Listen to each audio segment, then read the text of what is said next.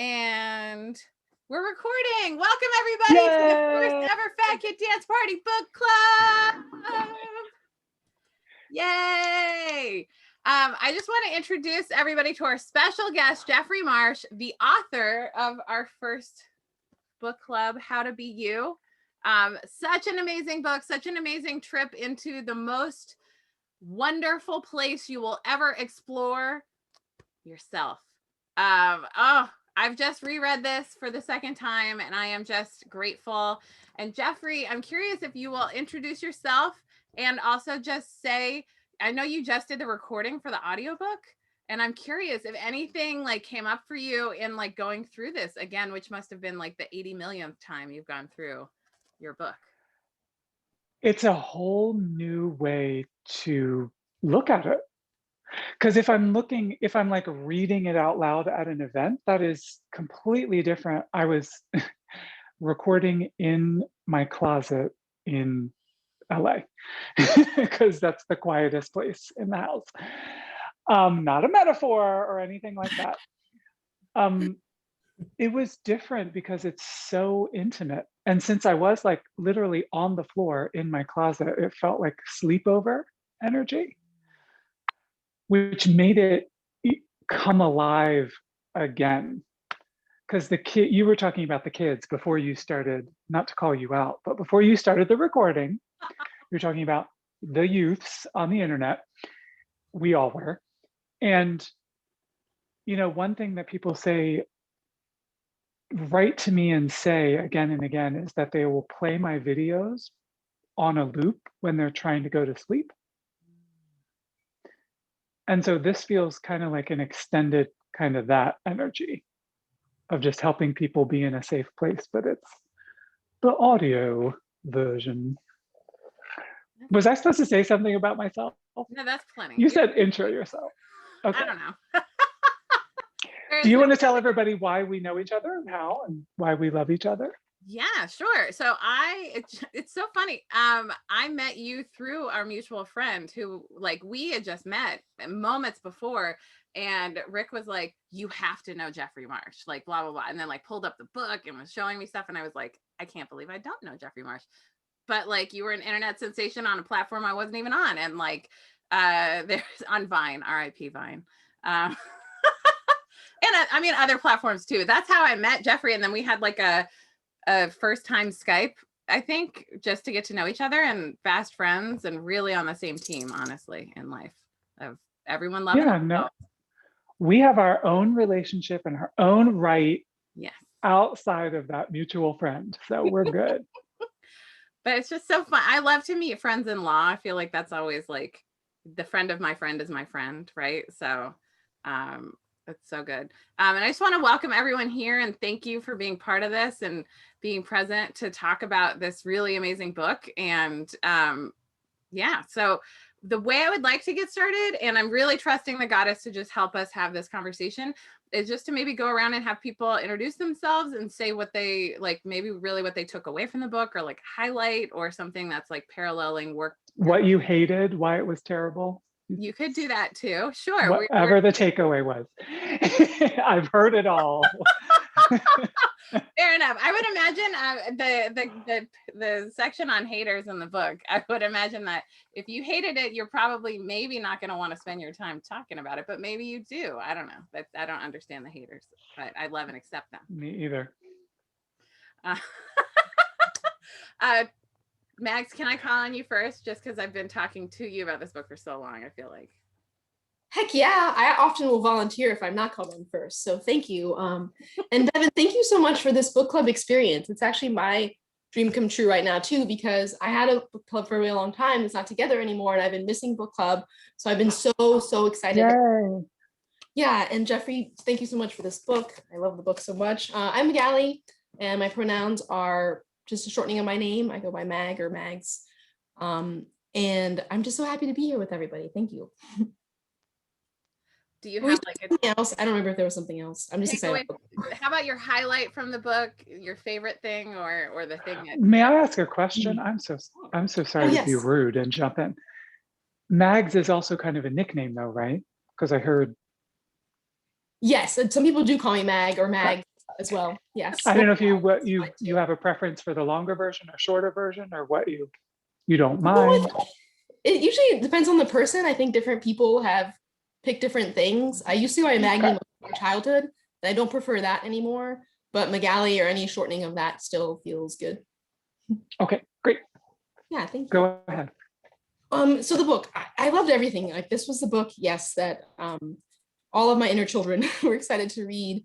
Probably one of my most favorite parts that I know I'm going to keep going back to, that's one of the parts I struggle with still, was the part on control and the myths around control and why we default to control, and working through where that comes from and how to manage it, you know. So that part was really, I mean, all of it though, but that part especially, I guess. Okay. Yeah. Em, you want to go next? Sure, I will go next. I'm Emily, she, they pronouns. And I actually, so I've been following Jeffrey for, just a little while now, as I enter back into the internet slowly. And I started reading. Seriously. So I started reading this today because Mags was reading it, and definitely wanted to have time for us to both spend time with the book. So I'm on my How to Be You journey currently, about 50, 60 pages in. But so far, it's really rare that I can like read something and feel just like the person on the other end is speaking in a language that I crave, so in a language that is validating and comforting and supportive and uplifting.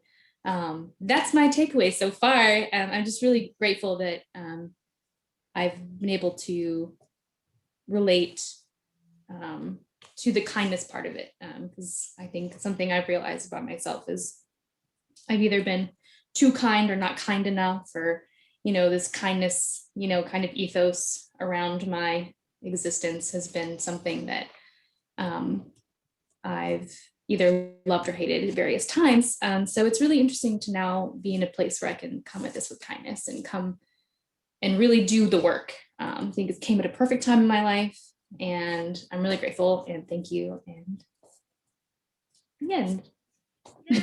I love that. And I just want to underscore, this is the most accepting book club ever, especially this book. So like, I wanted to make it clear, you don't have to have read the book to even show up to book club. There's no right way to do it. So like, here we are. And also I didn't say my pronouns. You can't get my pronouns wrong. That's my pronoun. So you just go with your gut. It's fine. And I'm Bevin, by the way. Who wants to go next? I don't want to have to call on everybody. Oh, I see Amy Louise.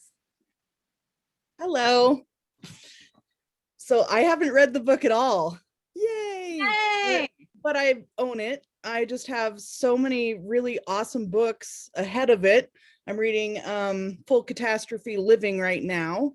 So, and then How to Do the Work is next. And then Jeffrey's book, or I don't know. We'll see if I just want to skip ahead. But I started following Jeffrey a few weeks ago, actually, on Instagram. Somebody sent me a reel. It was, I'm so glad your trauma made you strong. And then I was like, okay, you're mine. So here I am. Do you remember what I said next in that reel? You shouldn't have had to be strong. Yes. It's great that your trauma made you strong, but you deserved to be safe instead of strong. Yes. As we all did. Yes. So I'm glad you took the compliment, though. That's what it was. Oh, wow. Already making me tear up a little bit. Okay. I do that sometimes. Can I just jump in with a quick show and tell? This is the author copy. So I if there's time, I can tell you deep stories about what it's like to interface with Penguin Random House as a non-binary person, as the first non-binary person they had ever openly interfaced with. But you get a series of author copies, and you have a specific author copy that you read at events. And you see mine is well loved, and it's partially well loved because after I would do book events, people would line up to get signed copies of the book, and I would slide this copy across the table and ask them to sign my author copy while I was signing a copy for them. So it is falling apart, but it's also filled with lots of love and stickers, and people leave little notes inside and drawings. And when we get back to traveling again, this is the thing that is in my hotel room with me that I read when I'm feeling lonely and stuff. So cute. That is the greatest thing I've ever heard. I mean, that's hyperbole, but that is extraordinary. I'm like excited. I've like shelved the idea of doing a book for so long that like having a book be your yearbook where you get to go like meet people and connect, and it's such an important book, and it's so life-changing for people that I can only imagine it's love. And I've really loved how you interact with your internet. I don't know, the people who follow you are your family, and you address them. So, and it's so interesting because I feel like we've been connected for so long. I've seen that evolve, and I'm like, oh, that's really, really, really potent. Like the way you value the people who value you. And it's the work. It's what you teach. It's what you live. I love it. Thank you. Thank you for sharing that. Okay, who wants to go next? I'm gonna go next because, sorry, Marlene, my dog is being quiet right now, so I'm taking the opportunity to say this. I'm Gabrielle, she, her. My sister is Dominique, and she's out here somewhere, and she dances with guys, and she sends me all of your clips on Instagram, and I have not read your book, but I'm very inspired by that story you just told. I want to write books. And so it's nice to know that, I don't know, people who aren't whatever traditional folks can go into these places and, you know, change them from the inside. So thank you for sharing that story. Oh my gosh, of course. And not just that, I can connect you. So why don't you just email me after this book club? That's how we do it. Yeah, the industry is changing quite a lot. And they're in need of further pushing to change. So yeah, I'm right there with you. Yeah. And I actually don't mind dogs speaking on Zooms. I think it's quite cute. You have heard my dog. So My dog is so super loud. Ask Dominique. You're gonna prove me wrong. Okay, I'll take your word for it. Marlena, you want to go next? Sure. I'm Marlene, or Marlena, which Bevin, you have brought Marlena, which is like the more glamorous, like Marlena Dietrich pronunciation into my life, and I like it. So I'm keeping it. Great. I didn't realize I was ever doing it correctly. So but I like it. Good. It is glamorous. Absorb the glamour. Live it. Yeah. Design fragrances. Yes. Many twists and turns in my professional life, and that's one of them. I haven't finished the book yet. I'm about to start chapter 4. But what I've appreciated so far is just the compassionate tone.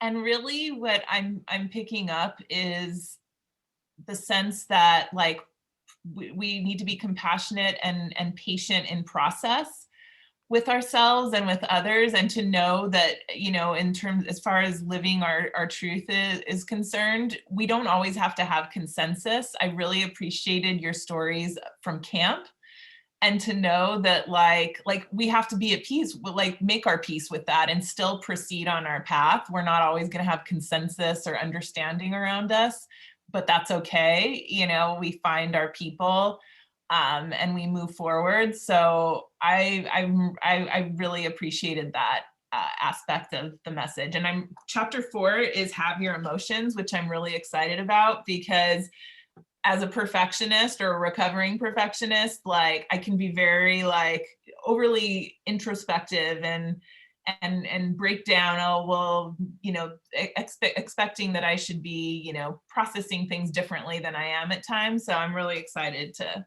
start that chapter. That's also my favorite drawing is chapter 4, the eyeball. I like a lot.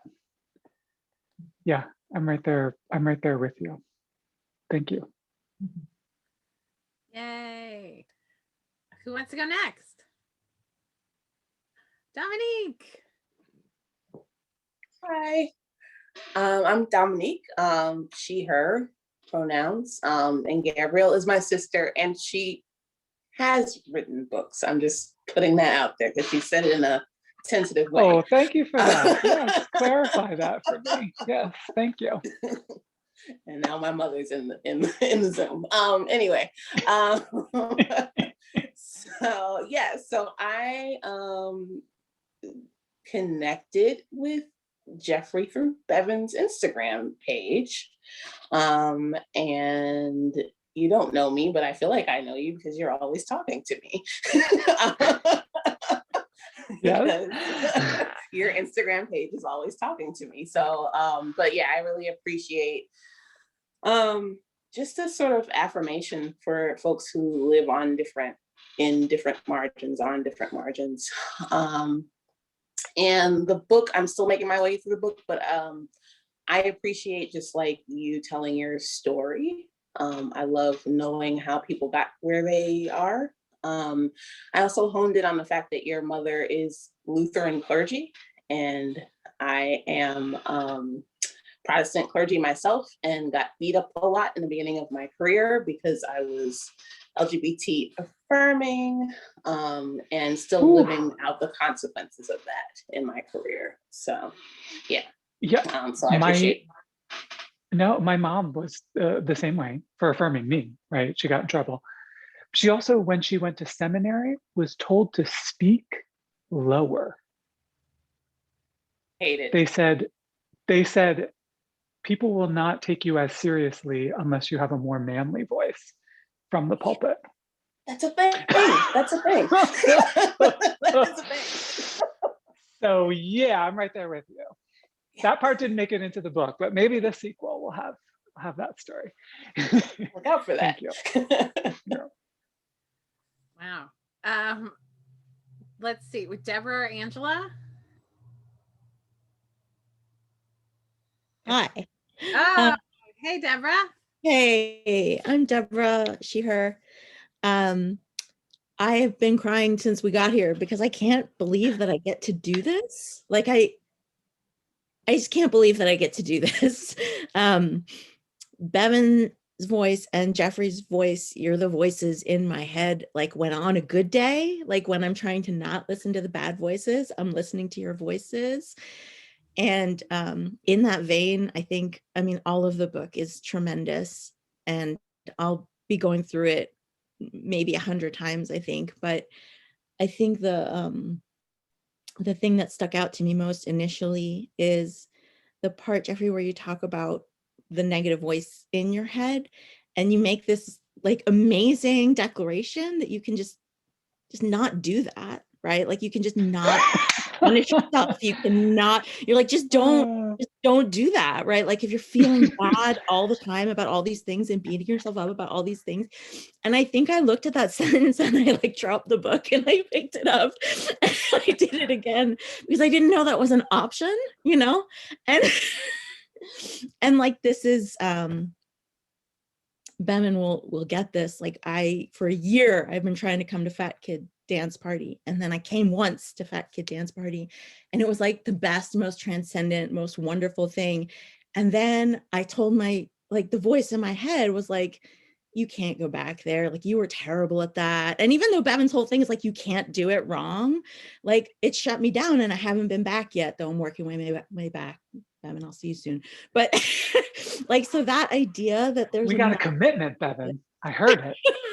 I believe it when I see it. Commitment is always backed up by action, but it's also okay. Every time you miss is okay, and every time you show up is okay, and it's all good. it's the voice, right? It's the voice that says like, you don't belong anywhere, even in places that accept you, you don't belong. You shouldn't be here. I almost didn't come to this because I was like, I don't get to be there. So just being in this room is amazing. So thank you. I feel incredibly honored, if I may say, because how long ago was your one time at Fat Kid Dance Party? A month ago, maybe. A month ago. Okay, so far this year, I am your second visit. Is that correct? Yeah. I feel pretty honored by that. I feel excited by that. I'm the one who's honored. And I want, no, I'm the one who's honored. Let's fight about it. Let's fight.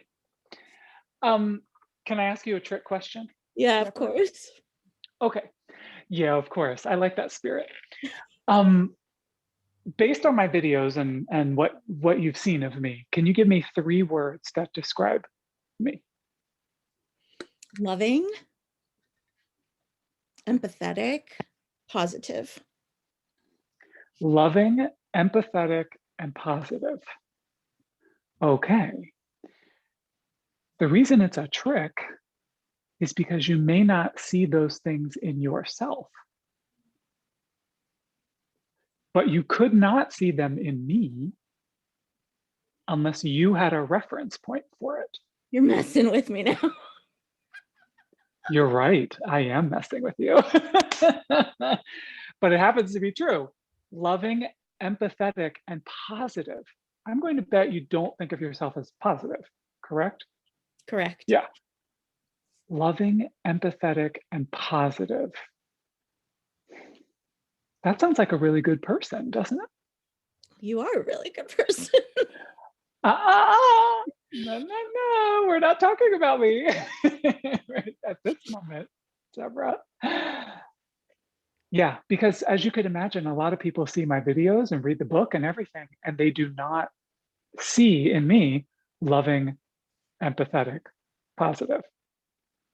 They see a lot of other things that are a reflection of them. You get my drift? I get your drift. Those are a reflection of you. I almost asked for you, I'm gesturing this way because that's where Bevin is on my screen. I almost asked you to describe Bevin, but I decided to take the heat. So thank you for saying good, nice adjectives. I appreciate Thank you. Thank you. Oh, that's beautiful. Careful, if anybody else speaks, I'll trick you too. Don't. Careful. Proceed with caution. I love tricks with the author. I also just want to say, just tangentially to that, in the haters chapter, there's always such good assignments in this book. They're always really juicy. And there's one to write a list of the compliments you get from other people and to write a list of the things that people bullied you about.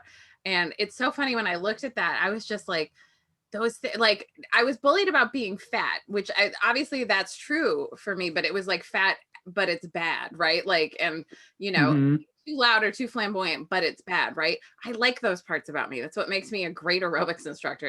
In fact, is being fat, loud, and flamboyant. And like, and then the other things were just straight false about me. And I just had the most liberating experience ripping up that piece of paper. Like, I was like, wow, these are just lies, that there's anything bad in that. So thank you. Because it's true. Every time you're reflecting, because it was so profound when you taught me that bullies are just seeing your light, and they're seeing the things that are meant to make you who you are and what you have to give to the world. Yeah, the thing you're told is wrong with you is your power, is your gift. Yeah. Mine is, you know, being ultra queer. That's my thing. That I was told was wrong, but it's actually the best. It's, you know, I love that I also feel ultra queer, but people didn't really identify that in me. They really got, they found the fat thing and they didn't really go that far, but you know. Flamboyant, I mean, is very adjacent when you're a young person, right? Yeah. So I think they were tapping into something, that has become your superpower, right? Yeah. Yeah. So great. Angela, Minneapolis. Yep. Hey, Angela Pet. Sheeper. This is Egan, the Chewini. he was upset that his sister was in here, his sister, the cat Gibson, so he had to come in, get his time. He also loves to come to Fat Kid Dance Party too and check in. So that's good for him to always be seen. The part that I liked in the book was, well, a lot of it. You can see my many Post-it notes. Flags. Mhm. Yes, and then I went through and took notes, but my favorite part was when you were talking about, like, well, just making generalizations, like you think other people are doing it right.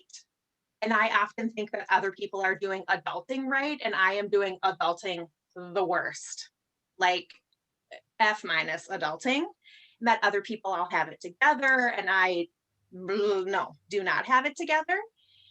But then you talked about that life is one big giant creative make it up as we go along, and that you should. Deborah, you started it, I'm crying. Please enjoy your unsettled, crazy, uncomfortable, or unconventional life. It's so interesting to me that I loved it. well, I mean, one of the beautiful things that you said was F- adulting. It really is like we're a kid again, and we feel like we're being graded. Yeah. And as you so beautifully said, I mean, so poetic and lovely. I don't even know if you meant to imply this, but you have a beautiful family in that room with you right now. Yeah. You're adulting.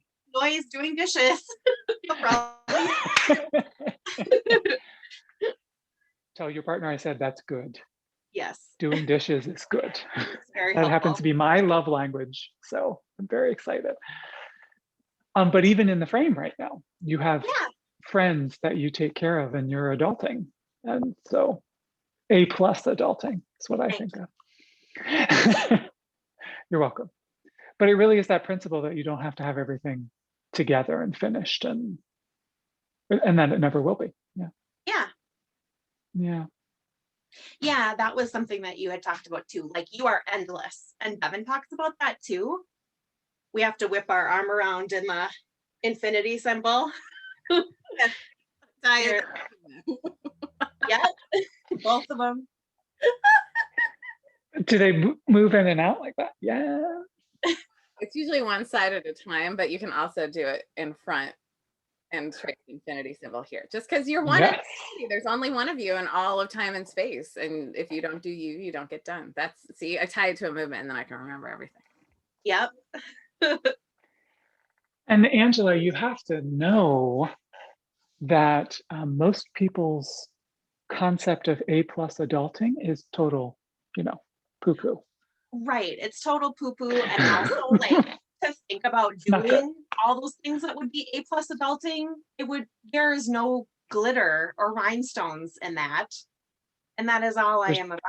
So it's not a dance party, that's for sure. No. So yes, always a good reminder. Yeah.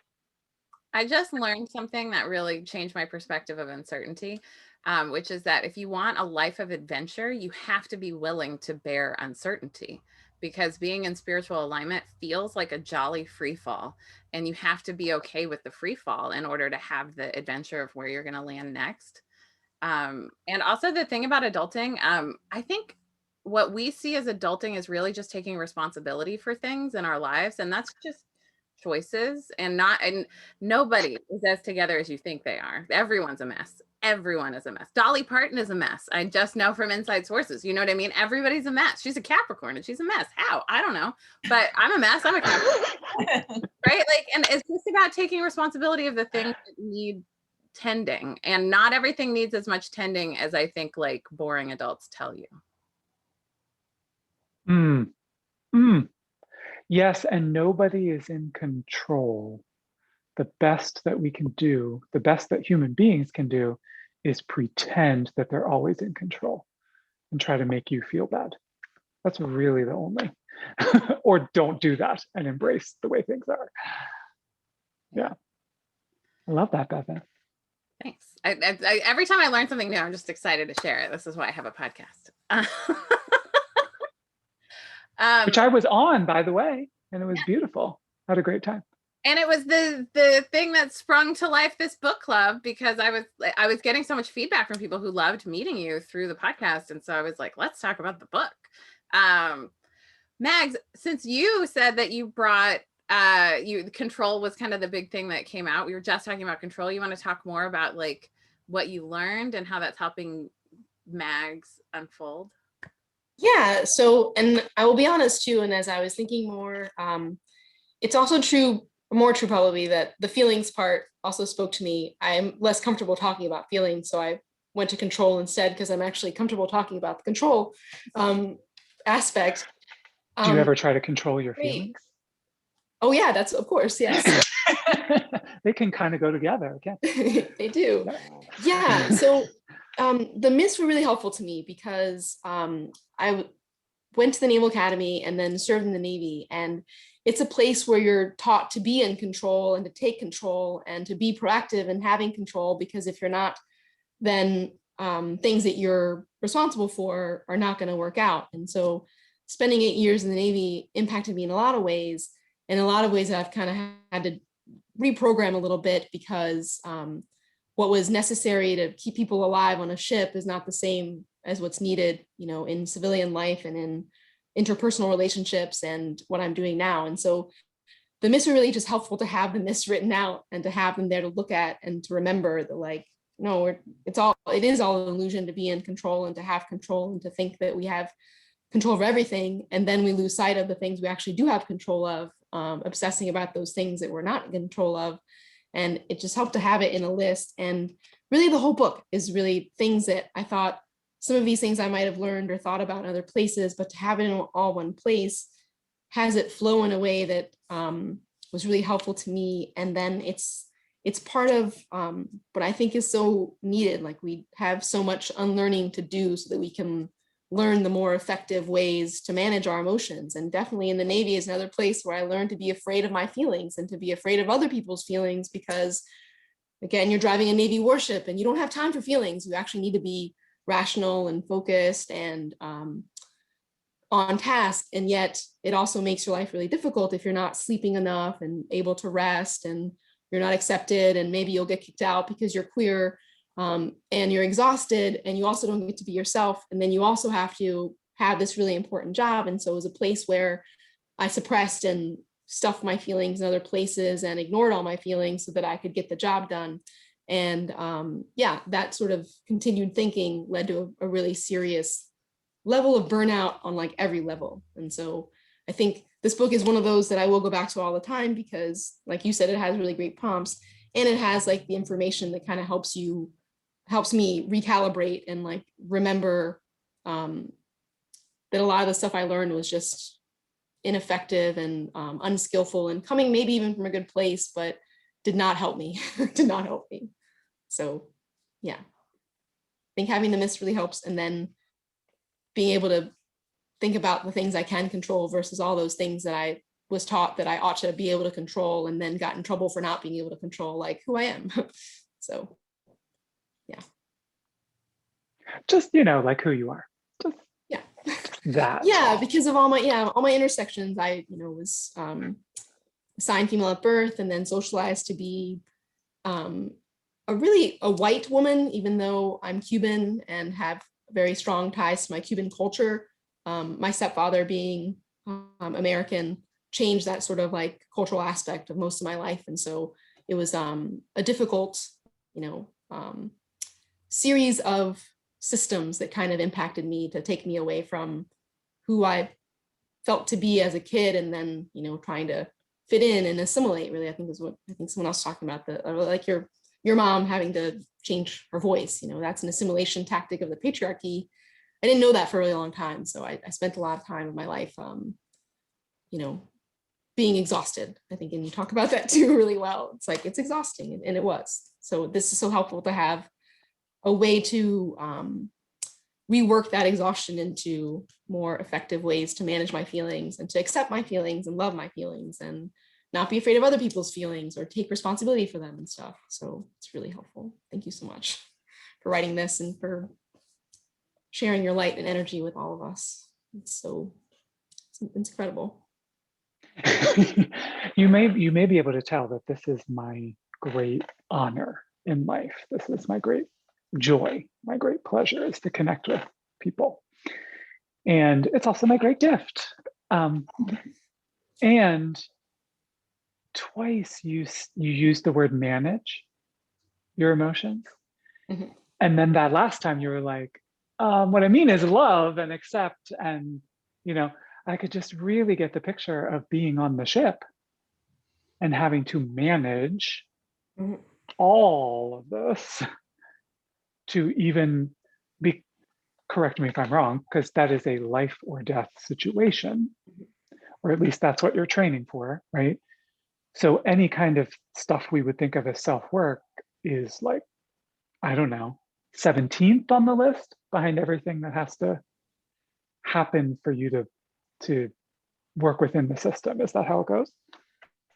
Yes, absolutely. And it is, everything is like legit, everything is life and death, even just to be on a ship, even if it's not underway, like much, but once you were at sea, then yes, but everything, just doing day-to-day things, everything was kind of, one of my jobs was to be a safety officer because everything is so dangerous. So yeah, I've had to, Bevin and I have talked about this before, working at Starbucks was not life and death anymore. And sometimes it still felt like it was for me because my programming. So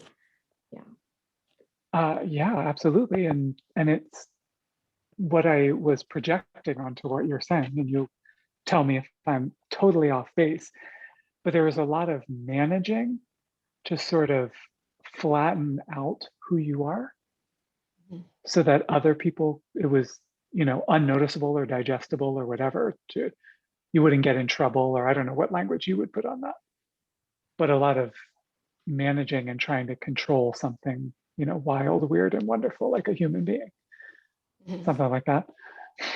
Absolutely. Yes. Yeah. This last year, especially, I've been focusing so much on all the ways that what we do is not about being human.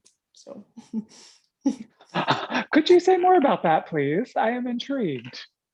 Yeah, it's a concept I've been working on, that gender to begin with, right? That I was assigned this gender and that came with all the preconceived notions of who I was meant to be then. And as I was figuring out who I was, who I thought I was, I already had that expectation and that understanding of what I had to be so that I was accepted and loved. And so it taught me not to be in touch with my feelings or be in connection with myself or really anybody else, because the one thing I thought was true about myself, I was told I was wrong, or I got the message from around me that I was wrong about that.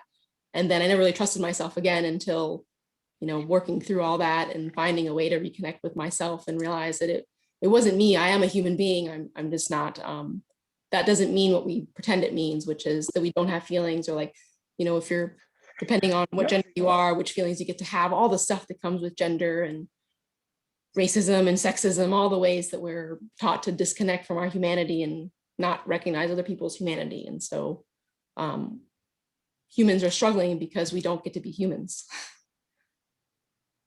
We have to be workers. I love the way. Yeah. We have to be what? We have to be workers, or, parents, or whatever the role is. Sure. Capitalism. Yeah. Yeah. Yeah. I love the way you talk about that. It is, and you helped me see something that I think I've never quite seen this way before, that it is really through those individual characteristics of who we truly are that we get to experience the fullness of what it means to be human. So in our specific biographical stuff that is us, we get a chance to see the process of what it's like to be a human being. I don't know if that's your experience of it. Yeah, I think that does resonate, because of my intersectional identities, I had so many conflicting messages, and I love to hear from other people too on this one. I had so many conflicting messages that I was trying to make sense of from my different cultural, perspectives. And I can now as an adult, and I'm like, of course I was like, you know, angry and sad and depressed and like struggling because I was being told all these things that had to be true, and they were all kinds of conflicting all the time. So it was tough to make sense of it because it didn't make sense. And now I know that as an adult. I didn't for a long time. Even within like the same, whatever you want to call it, one of your intersectionalities, there are probably conflicts all the time because the rules are just made up anyway, right? Yes. Yeah. Yeah. Thank you. Thank you. Anybody else want to pipe in?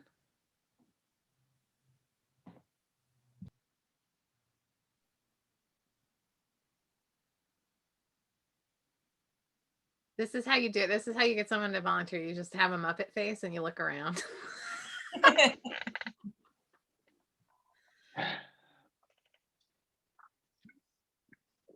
We don't have to talk about the book. You're telling lovely stories, so you can say whatever you like. Angela, do you have any other note? I feel like you flagged, so I feel like you have questions. The direct call on. No, it's fine. Yeah, no, I'm good with that. Kind of something that I took notes about in the book that I was just looking at. Here it is. Okay. So kind of going off of what Mags is talking about, and as my cat hits my face, you're talking about it takes maturity to stop controlling your life and rewarding good behavior and punishing bad behavior, because the punishing and the reward is very childish. And something that my therapist and I have been talking about is like the wounded child, the adaptive teen, and then like the mature adult, and like moving through those phases. So I was like, of course I would want to leave behind that reward and punishment, because like, that's childish. Or, like if you were going to be the adaptive teen, being like, oh, well, if you say I need to be girly, then I guess I'll wear this dress to this event, or, whatever the thing is, and make you happy. So I'll do that.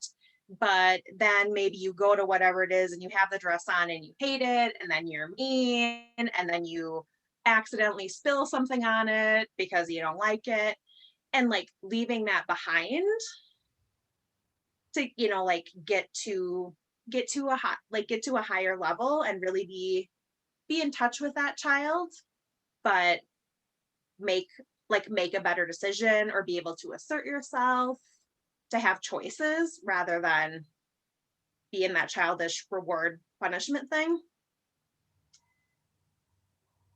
So was that a question? It sounds great to me. I like, and was kind of going off what Megs was talking about. I'm sure we could probably all go around and talk about what our reward punishment thing is. My dad's a cop, so that's my connection to all of that. So there was a lot of reward punishment energy in my house. Yeah, I think basically what you're coming around to is almost every binary is fake.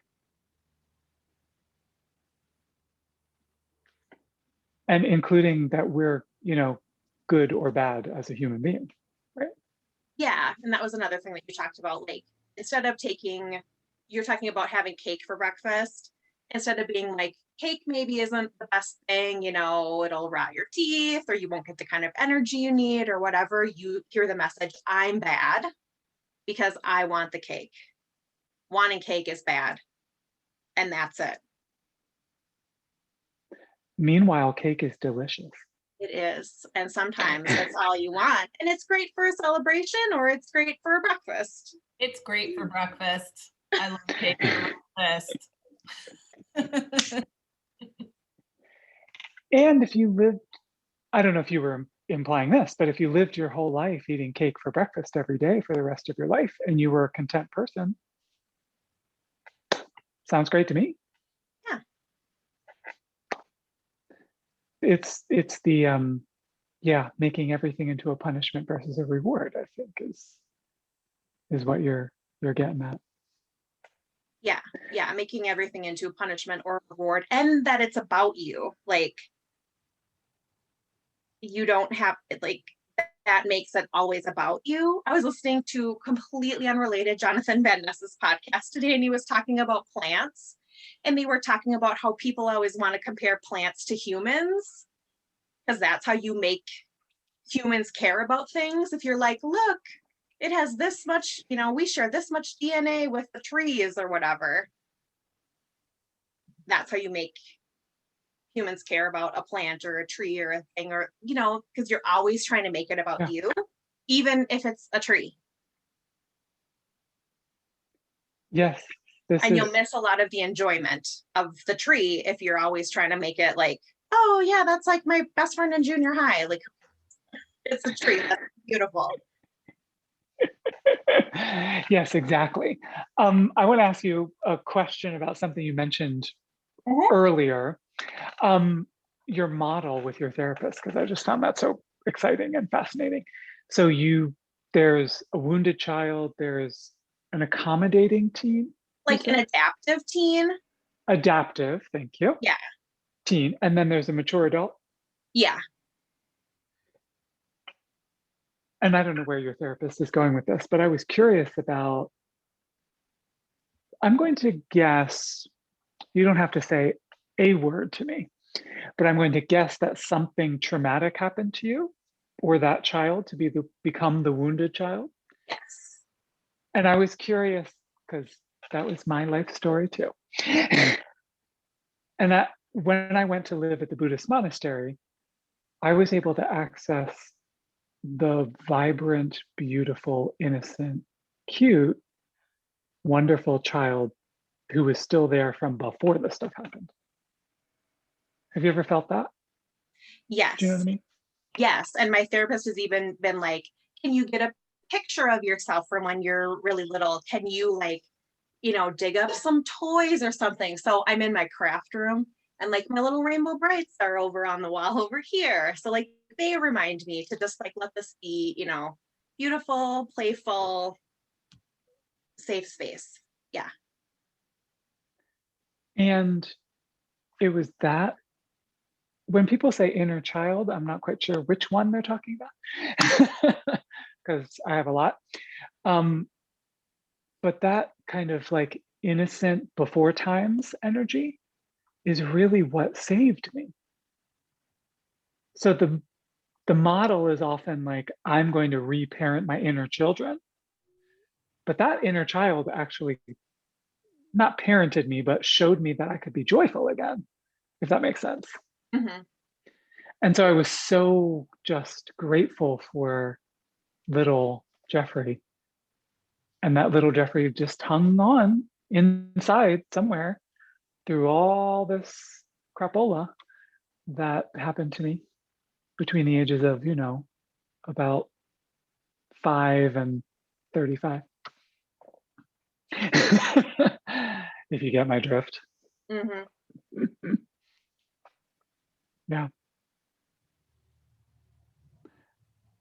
It's a pleasure to talk to you. Thank you. Thank you. Very thoughtful stuff. Thank you.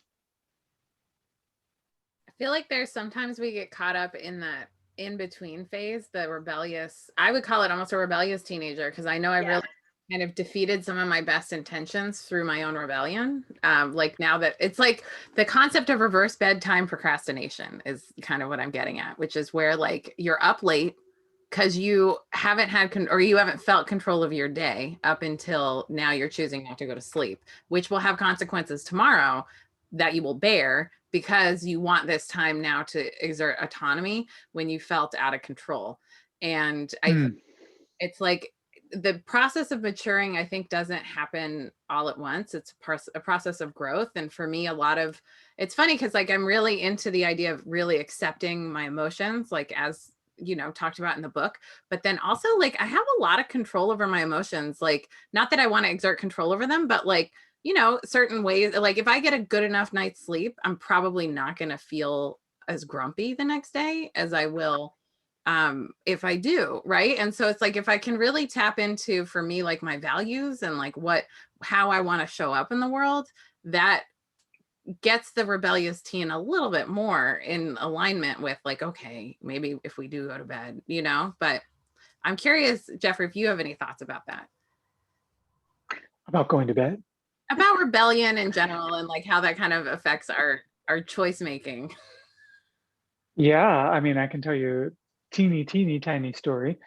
Sherry was the name of the guide at the monastery where I trained. And Sherry, the guide, would often say, almost nobody wants to grow up. And I think that's basically what she was talking about. It's the same thing we were talking about earlier. That I think you want that sense of control, even if it means you're constantly fighting life. At least you're exerting some kind of, we think it's control, it's not actually, but at least you have an opinion on something, and it's always the opposite of what's going on. Yeah.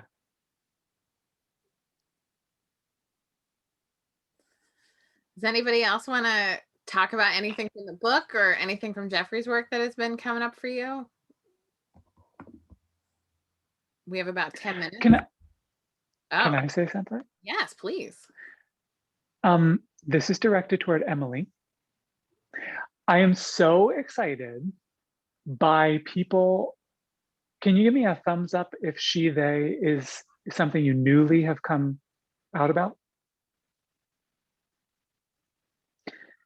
So many people are writing to me about it, and I think it's related to the pandemic and not having to perform who we are as much. There are an awful lot of she, theys and he, theys in my inbox. And I think people are starting to re-examine what it means to be comfortable in their own identity, their own skin. And gender is such a system, one of the many systems of oppression that human beings live inside of. And I'm so glad that this time in our lives is creating a lot of tumult and change with that stuff. So thumbs up back at you. Thank you. Acts of service, y'all. Acts of service. Yes. I mean, yeah, it's funny you say that, because I mean, it's really very true for me. The pandemic I had spent my entire life, I grew up in the South in a conservative family home where I was definitely pushed into pageantry. And I stayed within that, and I stayed within that for, a very long time, and suffered under that, because as much as I was being pushed into pageantry, I didn't fit into it. Both because I am an extremely athletic person and also a fat person. And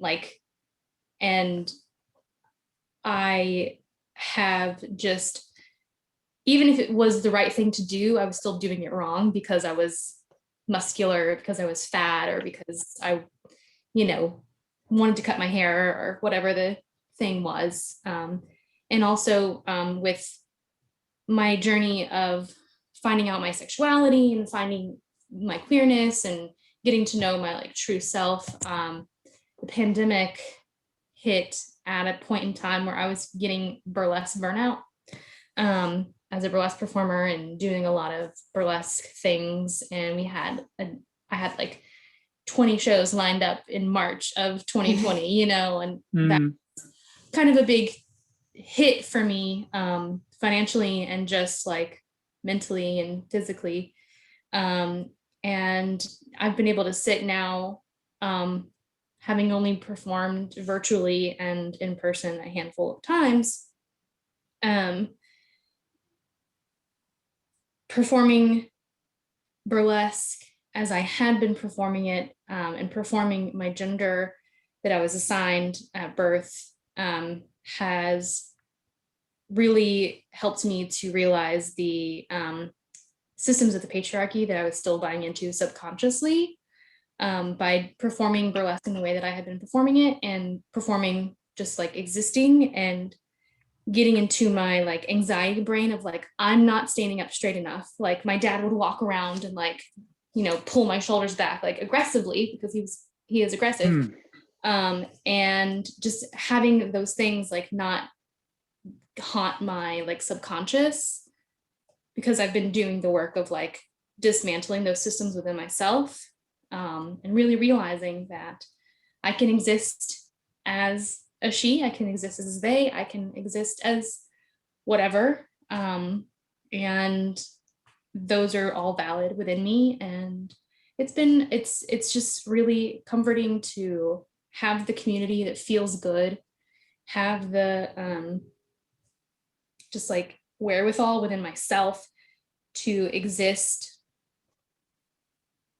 truthfully, which is just something I have never been able to do before, truly. So it's just it's wonderful, and I don't know. I feel really lucky and really grateful to have found community within all of this.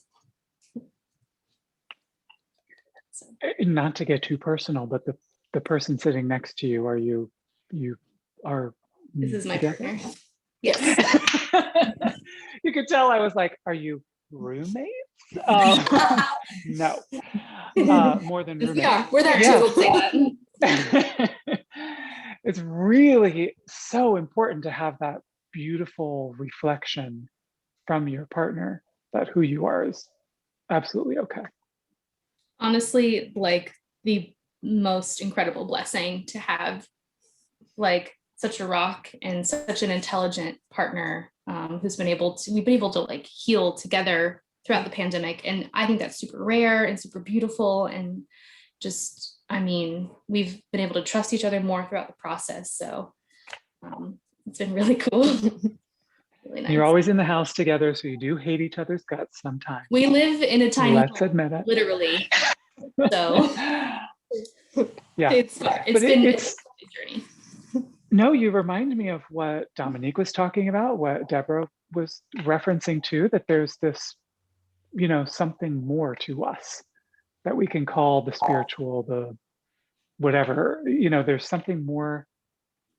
I always talk about being a walking metaphor, that when people look at me, they can see that I've gone beyond the societal kind of boxes, for good or bad. You know, maybe they hate it, maybe they don't, but they certainly see that I'm not playing the game that most of us are taught very strictly to be playing.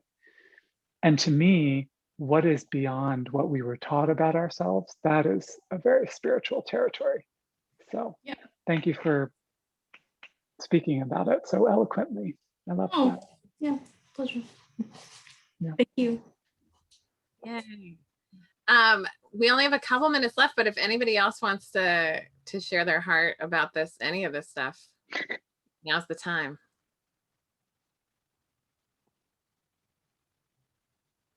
You do not have to. You don't have to. Okay, so the way I would love to wrap this up is one of my favorite. Deborah, did you want to say something? Was that a wave of? It's okay. I'm not good at jumping in. No, if you waved and I didn't see it, I want you to say something. I sensed it. Oh. I was right there with you. I was just thinking, I mean, about what everyone was saying, about what Angela was saying. And I think, you know, it might have even been today, Jeffrey, that I saw one of the things that you posted about living your life backwards, right? And sort of growing into the childhood that you didn't get to have because you had to be, I think your words were like the responsible adult in the relationship when you were young. Somebody had to be an adult in that relationship with your parents. And it was you sometimes. Resonated so strongly. Yeah. And I guess in all of this conversation with all of these amazing people, I was just thinking about how maybe it really is possible, you know, the way that you talk about in the book, to align getting to have that childhood, that joy and that fulfillment and that fun, and also get to be the full self that you get to be as an adult, like exert some autonomy over your life. And Bevin was talking about that too, like being in alignment sort of with your values. And I guess I just wanted to thank everybody who was sharing, and especially Bevin and Jeffrey, because when I think about those things being possible together, right, that maybe all of those things are simultaneously possible, that's like the most hope I've had in a really long time. Oh, good. Which ones? You're talking about having a childhood and something else? What's And like, because being an adult for me is also a gift, right? Because I have some autonomy. Oh, yeah. I get to choose, not in my whole adult life, but in this part of my adult life, I get to choose maybe not to be in such toxic spaces, or to remove myself from unsafe places. And that's something that, you know, when you're younger, you sometimes don't have the option or the wherewithal to be able to do. So I've always appreciated that part of being an adult. But if it's possible to hold on to that, right, to show up in the world as Bevin's talking about, and like live your values and be an adult and make those choices, but also to reclaim the part that was missing, right, the fun and the freedom and the joy. I mean, that just, God, my head could burst, like with the possibilities of that. Kind of like when I said in the book, you maybe you could not hate yourself into the pavement every moment of every day, huh? That's what I'm working on. I mean, but again, I lived for years an not knowing that was possible. Yeah, Yeah, that's a beautiful image. Yeah, and you know, I just always wanted to say too, like, I always figured it was too late, right? Like, I'm 47. Like, what am I doing trying to figure out my childhood and my joy and my life and my adulthood? And you know, all of a sudden, like with all of these voices and these people and this wisdom, I feel like that's a whole lot of time where I could really be doing something different. So without really examining it, you were walking around sort of feeling or sort of having this story in your head like, well, I'm 47, I'll be dead soon. Kind Might of. as well not like myself. You know, I mean, not to find a point on it, but like the idea that so much had already been taken from me that it always feels like lost time, right? Like the years where let that just make you enthusiastic then. Right. To really get to it. Right. I'm 43. And notoriously, I don't know if anybody else had clocked me on the Zoom, but notoriously people don't quite know what age I am. And it's really because I don't have the that most adults are supposed to have. You know, the weight, the joy. like. It's the joy. Yeah. Yeah. Yeah. And people definitely know I'm not like 6. But beyond that, they're like, are you? And Deborah, it was so brilliant what you said. It is that joy of being a kid, but it's also tempered in a safe place of also being an adult. That's everything, right? Yeah. Thank you all. That is safety. Yeah. Yeah. Thank you. I hope you're including yourself, Deborah. I wasn't till you said it, but thanks for that. I forced it on you. Okay. Oh, it's great. I appreciate it so much. Yeah. Thank you. And thank you to everyone as well. This is, as I said before, my great pleasure in life and my great honor in life to connect with folks. So, Bevin, you want to say something? I just wanted to. It's your show. No, I'm just the host. You're the. I'll just sit here and cry. You'll see my false eyelash kind of like travel down my cheek. Oh, absolutely. And I just want to say, Deborah, the hardest part is showing up, and you showed up, and you shared from your heart, and that is all you ever need to do here. And I would love to go around. One of my favorite activities in the book was just coming up with the list of my favorites right? Like it's so rare that I actually, you know, that Cardi B song, I Like It, came out, and like I struggled to like, every time I heard it, I was like, I don't even think I could list off a list of things I like that much for this length of time. So it's fun to do those exercises where you're like, oh, this is what I like. This is what I like. So what I would love to do is, it's not in that specific, it's in the spirit of that exercise, but it's not that specific question. But I want to go around and just have you share today, March 29th, 2021, what's one thing that you really like about yourself? Like who you are and how you show up in the world. Jeffrey, you want to go first? Sure. I like that I can be queer without fear. That is one of the things that I really have come to value about myself, because as we hinted at before, I get negative comments, but I'm finally at the point in my career in my life where that actually is not where my focus is. So I like that. It's great. For time, I'm just going to call on people. Dominique, you want to go next? Sure. I like that I don't hate myself, which is hard to do. Yeah, and just I was just thinking about the fact that a lot of people are uncomfortable with me because they hate themselves, and they don't like that I don't hate myself along with them. And so yeah, it's a revelation that I had today. So yeah, that's what I like about myself, that I don't hate myself. Yes. So important. It is so important. Gabrielle? I like that I don't give up. I do not give up. And that's important to me. I also want to say thank you. I know I didn't say much. I've been talking since 9 o'clock this morning on Zooms. And I just wanted to listen, and I appreciate everybody opening up and saying all the things you said resonated with me. So thank you. Okay. I mean, as long as you can admit that what you did say was incredibly valuable. Oh, good. Good. Okay. All right. Good. Gabrielle, thanks for being here too. I hope you'll make it to a FACA dance party class. We'd love to have you. Yeah, I'll ask Dominique. It might be her thing. So Yay. Well, I'm glad you're here. And thanks for sharing. And also thanks for honoring what you needed in this time. Like a long day of Zoom is a long day. And it's probably, if you're on the same time zone as Dominique, it's late where you are. So, so thanks for being here. Amy Louise. All right, today I'm going to start crying.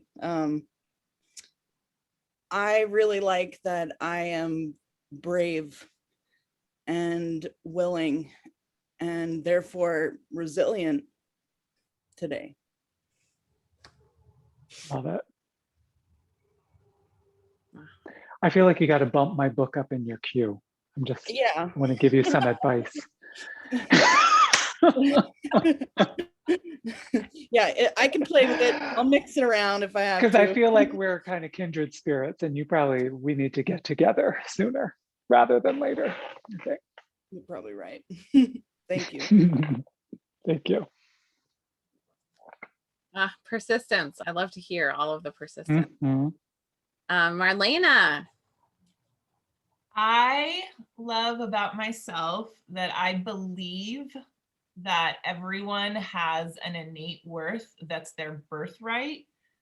My mother taught me that. She passed away in April, but in a world that doggedly like tries to tell us otherwise, I'm glad that I believe in everyone's like innate value and beauty and my own, and that I can bring that to the table, that that I'm dogged about that. The world can't pry that out of my hands. I believe it. Like everyone is that innately valuable. It's our birthright, and it's sort of my North Star. And I thank my mom for teaching me that. So.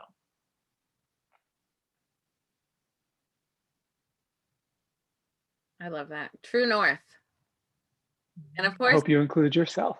I was about to say that. Oh, I stole the words out of your mouth. I'm so but sorry. there's more concept. I was waiting for you to say it. Always including yourself when you're believing. I mean, it's always a feedback loop. Compassion and judgment are feedback loops. And so it's so funny. I just always, every time someone is accepting people or not accepting people as who they really are, I'm just seeing how much they don't accept themselves as who they are. And it's all about them. Yay, Deborah.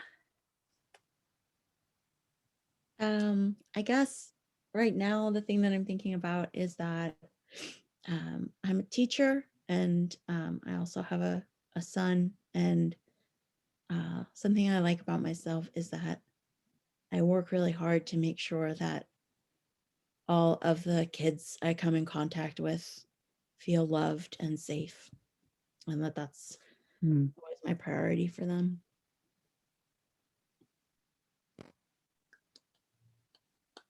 Thank you. It's great. It's such important work too. I always like to say this is the revolution, is doing this work so that you can expand your loving, because the more you love yourself, the more you can love other people, and other people see that in you, and they see you loving and accepting yourself and loving and accepting them, and it gives them permission outside of the matrix and systems that everybody else is kind of caught in and miserable in. So that's it. It's your influence. Angela and whatever pet. 0 pets. Their father took them downstairs. Sad. But now we get to focus on you. So not all bad. Yeah. I like that I'm enthusiastic and that I follow my enthusiasm. So important. That's obviously with all the Post-its. Oh my gosh. There's only going to be more. And some of them I'm like, what was this even about? Oh, it must have been important. We're just going to leave it there. Just leave it. It reminds me of my, my little trinkets that I have sticking out. The last time I read this book, I underlined it in black. And so this time I underlined in purple so I can see what was meaningful to me 4 years ago versus what's meaningful today. So it's kind of fun. So Emily and Magali. I'll go. Something that I like about myself today is that I am trusting my intuitiveness, and it's been really eye-opening to have that trust in myself and trust in my gut, trust that I know what is best for me and for the people I love and what I love to do. And that's been a new revelation that's been really nice. You said you're 50 pages in, because there's a whole chapter on that. Yeah. Just you wait. I'm very excited. Something I like about myself today and really all my life is that I stay curious to know more. And I'm grateful for that, because it's meant that even though the world hasn't made sense for a really long time, I've just kept going to keep figuring out why and to keep asking myself why. And so I'm going to stay curious since it's helped me get this far. A lack of control is what I hear in that. Curiosity. Curiosity is Great. so potent. Oh, I love that. So I'll cap it off. My favorite thing about myself is that I don't try to fit into any other box besides the Bevin shaped one. And I don't even know when I shifted over to this, but at this point, like, being authentic is so easy for me, and being anything other than me is so difficult that, like, I'm like, no, I've got too much to do. I got to just focus on the ease and being myself and just fitting into this little bow, cheer bow, big hair box. And not the boring adult box. Amen. Amen. Thank you.